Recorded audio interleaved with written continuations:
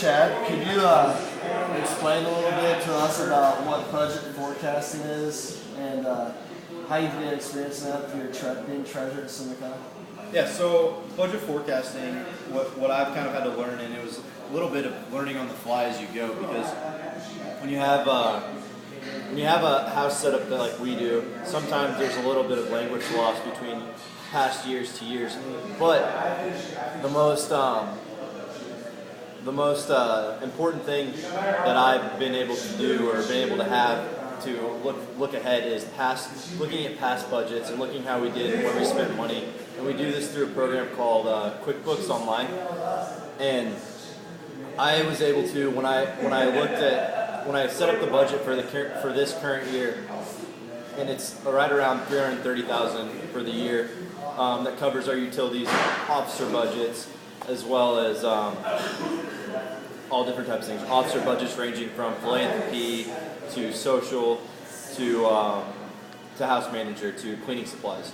But the easiest way to do it and the way to set it up is to look over the past relationship or the past relations between the numbers and the number of brothers living in through our QuickBooks program. So I looked back and we had 47 brothers living in the house last year. And this current year we have 67. So I took the numbers and decided which ones were variable costs and fixed costs. And the variable numbers I multiplied out to make sure that we accommodate the amount of new brothers coming in to find the new budget.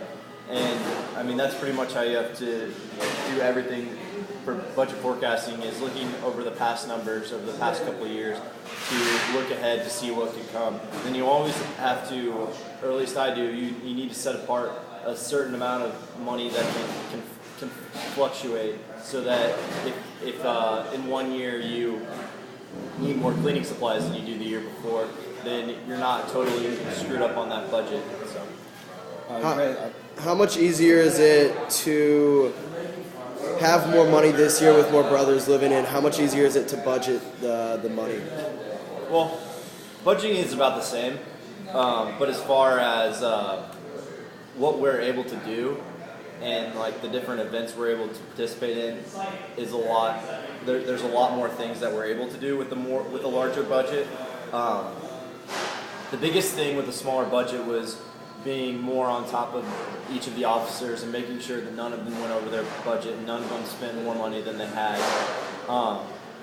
Whereas this year, yes, we still do that same amount, but an officer can come up to me and say, I have this great idea. Do we have it in the funds to be able to do that? And the difference between not having a lot of money and having to cut as many corners as possible to what we have this year and having a huge influx of money. That's the biggest difference, is being able to tell more officers yes for new ideas. But the running of the house is always, you want to make sure that you budget your utilities so that you can make it through an entire year without, you don't want to go, you only have so much money in a year, you don't want to go over that amount because you don't get any more. And that's the biggest thing, because we don't have a large lump sum of money that sits in the bank. So each year, our budget is how much money we have, so we have to work with that. Okay, great. And also, as an accounting major, how has your experience of being a treasurer here kind of set you up? What's one important factor you've learned from budgeting an organization like Sigma Chi to maybe budgeting, being a CPA, an accountant for a larger corporation in the future? Yeah, the biggest thing, we're obviously on a much smaller scale than you would see in much large companies, but we're set up like a small business in the aspect of the way we run this house, and I kind of have to run it.